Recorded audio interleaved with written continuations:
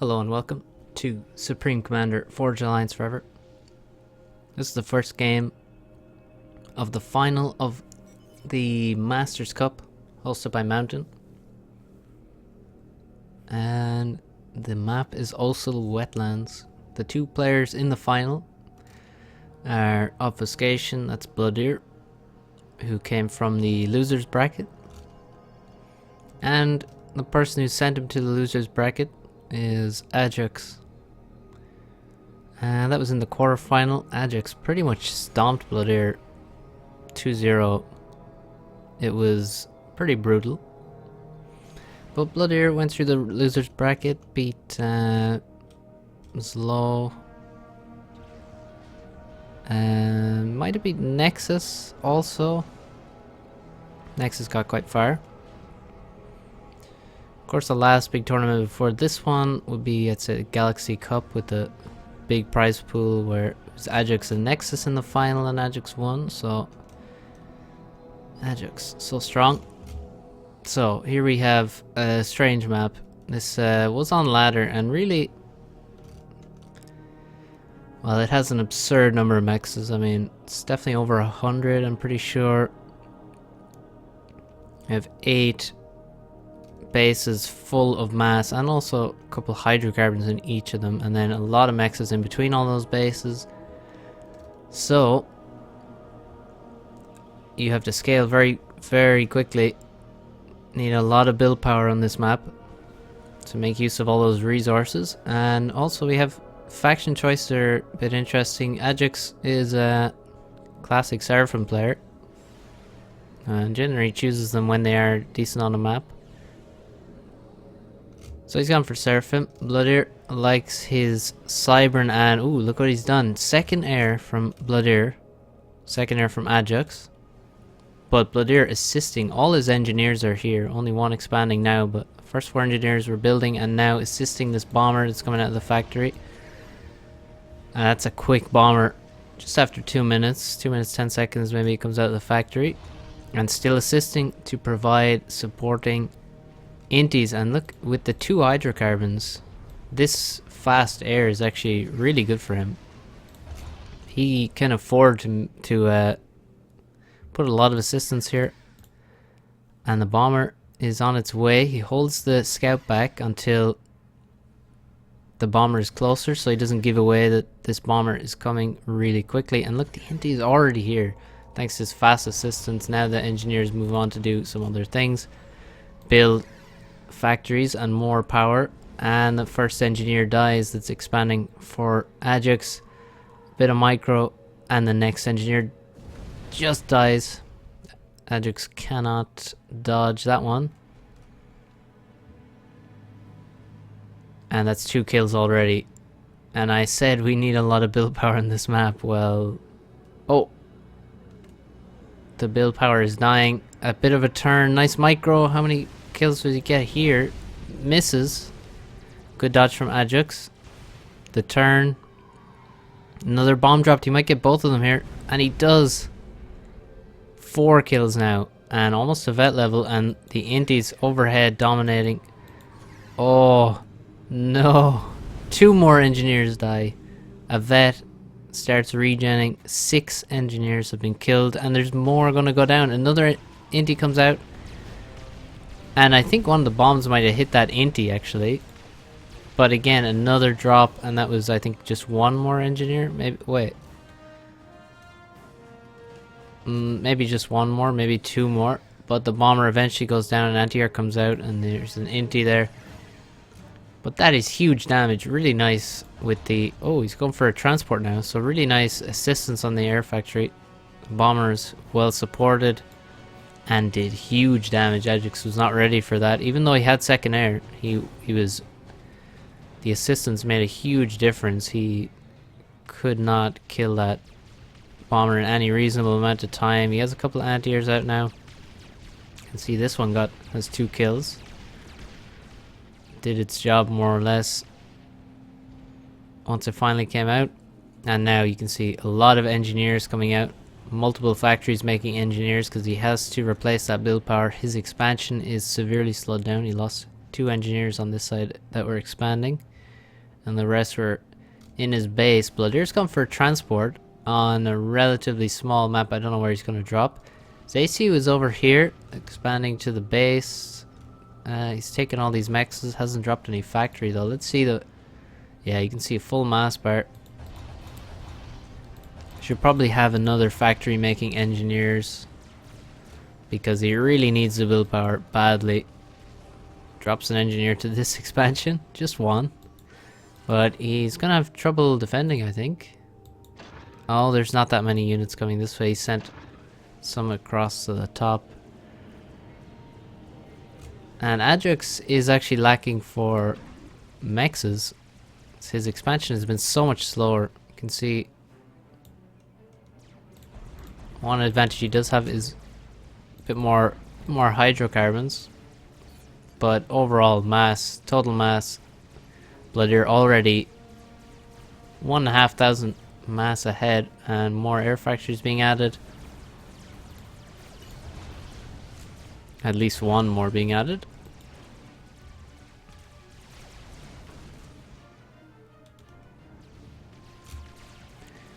So with on a map with so much mass, if you can expand faster, it's going to give you a huge advantage. The main trick is to scale quickly enough that you can actually spend all of your resources, have the right amount of build power for all of this mass. That is the trick, and that's where people will go wrong.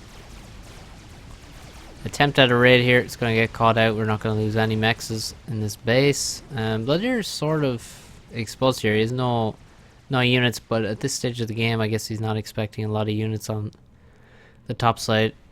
Would need quite a few to run him over here. So, but recognize he doesn't have support, so he's going to throw up a PD and then get some build power there. Get some factories. Real slow on the hydros. Doesn't seem to want to make them. Score, he's well ahead. 3k mass ahead now. And also going T2 air. Quite quickly. I think that's a good decision.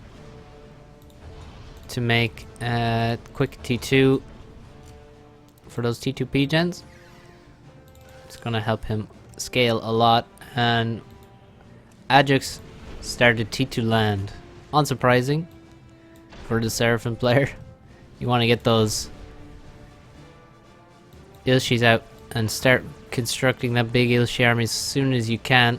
And also, I think we could see some Zuis come across the water here. That would be annoying for Blodir to deal with. There's a lot of mexes near the water here, so some Zui spam would be nice. Adjux lacking a bit of power here. Has to pause his air, and I don't actually see him constructing any P-gens. So that's not too good. Maybe he can get some units past and do some damage. But it will be tricky. Now Blodir gets his T2 air out, T2 engineer. And he also has T2 land now as well. A couple of mexes upgraded. Don't really need to upgrade too many mexes on this map. I mean, if you do, you're liable to just get TML'd. So this ACU is quite far forward, and commonly you'll see commander upgrades here in this forward position. Hey, look at that. T2. Maybe now he'll build the Hydras with his T2 commander. Oh, looks like this is not a great attack from Blodir. Where's Adjux? Oh. Looks like a bit of a mass donation from Blodir here. He cannot attack. Can't really get past an ACU and some units. But Adjux does not need that mass. He really needs his P-gen so badly. I think he's low on power here. He's about 1k. If we look at Blodir, he probably has his T2 P-gen almost done now. Yeah, and he has over 1k as well. He's also rushing T3 land. 1/3 of the way to T3 land. Does not want to fight a T2 with the Seraphim once get to T3 land as fast as possible, use the advantage he got from that amazing bomber at the start.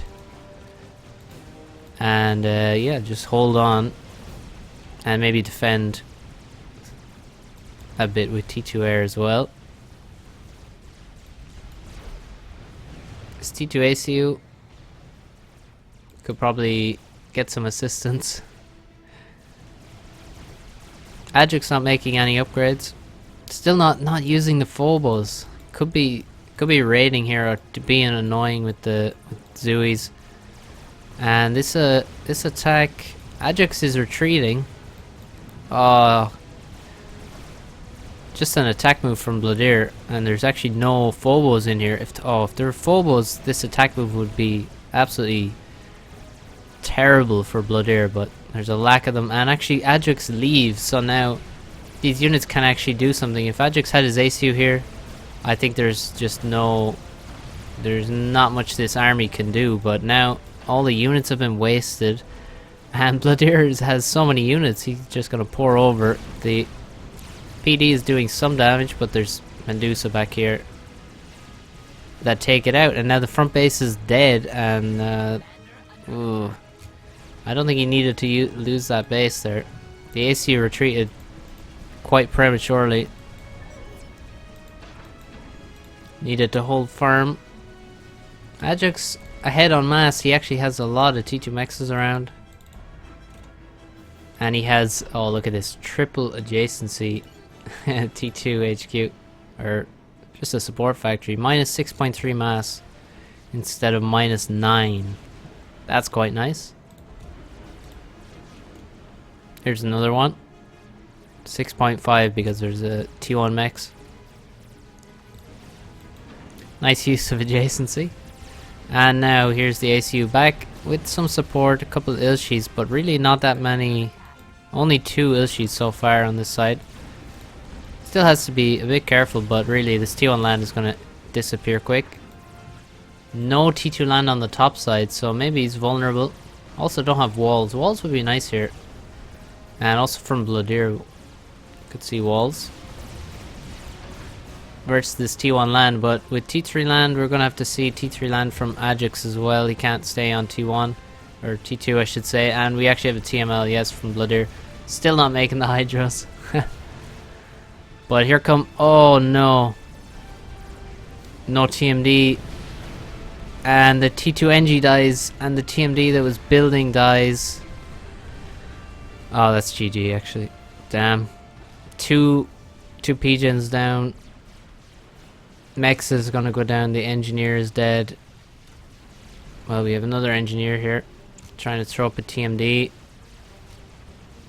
And a nasty waste of Ilshis as he's trying to deal with this shit in his base. Loses a couple of Ilshis there, running in to all those Mantis. And yeah, all these mexes cannot be defended. Look, oh.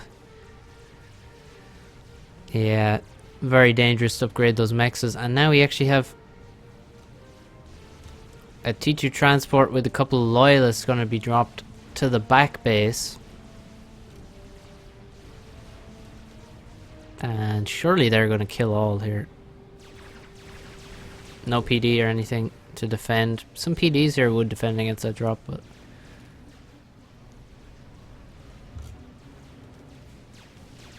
can't really defend against it now. Doesn't have any air units, and Cyber and TMLs being annoying. Adjux now having to make T1 power, trying to catch up, trying to regain his power income. Doesn't look too good. His front PDs are going to go down, and he has no units on the top side. Only has Ilshis here, and he doesn't really have that many of them. 18 is quite a lot, but well, I guess it's not that much right now when there's going to be T3 land units to go up against, and some rhinos as well. Also, he doesn't actually have much to kill. Like, there's no T2 mexes anywhere near where these Ilshis are. So if he attacks, kills this base, which is T1 and stuff, and loses a dozen Ilshis, then that's going to be really bad for him. See, Blodir has only eco in his base and a bit at the back here. And he has a lot of production already, a lot of T3 land production. And I think... Ooh, this minimap's in the way on this map. It's quite an annoying shape. And yeah, a bit of a waste of loyalists there, but so many dead mexes. There goes another mex here. And this one will go down as well. These three were T2, they're all dead, and I think it's probably over. So the oh, these are actually T2 now. We have 3 T2 mexes, but Corsairs now attacking. There's no... Oh, look at that. As soon as Yilshi dies, there's some engineers in the mist just sucking that mass up. So definitely not going to be an efficient attack whatever happens, even if he kills everything there. That's most of his army that just went in there. So we have 15 Ilshis now. These ones are more or less doomed. Now let's see Blodir here. Only has 2k more mass, which is quite surprising. I think it's really down to all these T2 mexes and all the mass that he's gotten. Well, they haven't paid for themselves, and certainly that power snipe. This was painful. This TML I should say, almost 4,000 mass killed here by this. Pretty disgusting. Oh, it's still killing mexes. And it's gonna kill more, and this top base that was killed is gonna be denied, it seems, forever. We still don't have T3 land from Adjux. And these Ilshis have been cleaned up. They killed T2 mexes. 3 of them, maybe 4 of them. That one might have been upgrading at best. Look at all this mass though that's left. A lot of Ilshi wrecks, and now we have not much T2 land versus a whole lot of Corsairs, Loyas, and I think that's about it. So yes. Nasty TML. And also, well, I think you have to start with the bomber at the start from Blodir. Was a very nice idea. Taking advantage of the 2 hydros that he has right next to his base, so he can immediately go second air and assist with pretty much everything. Now dying to Corsairs, not a bad way to end a game that's already won. And there he goes, GG. So well played, Blodir. We'll go to the next game. So seeing as Blodir came from the lower bracket, from the losers bracket, after Adjux sent him there in the quarterfinals, that means that if Blodir wins well, it's best of 3, so if he wins the first best of 3, then we'll go to another best of 3. And if Adjux wins the best of 3 because he's from the winners bracket, then he will just win the tournament. So it's 1-0 to Blodir, and we'll cast the next game sometime soon, so tune in to catch that. Hope you enjoyed this quick little cast, and I'll talk to you soon.